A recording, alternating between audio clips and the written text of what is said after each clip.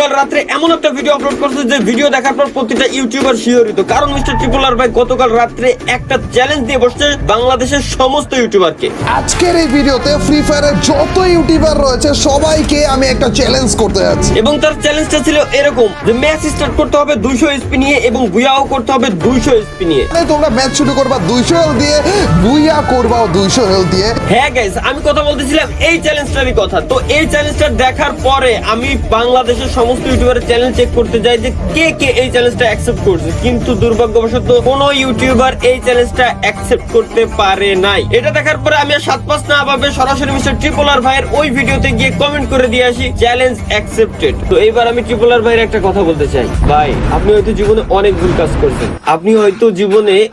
ভুল কাজ করছেন, অনেক চ্যালেঞ্জ ভিডিও বানাইছেন, অনেক চ্যালেঞ্জ দিয়েছেন, কিন্তু